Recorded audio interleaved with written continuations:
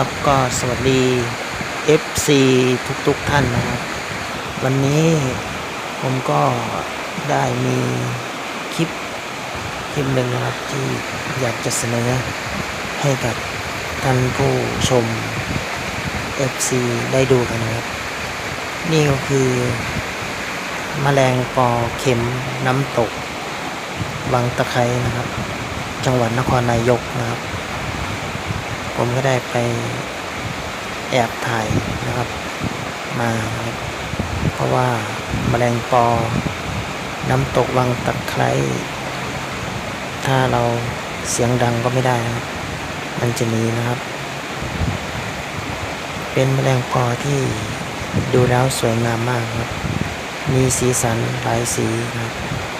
หลายๆคนไปเที่ยวอาจจะมองข้ามสิ่งเหล่านี้ไปนะครับมองข้ามความสวยงามของธรรมชาติที่เป็นสัตว์ชนิดหนึ่งนะครับที่เราจะไม่ค่อยจะ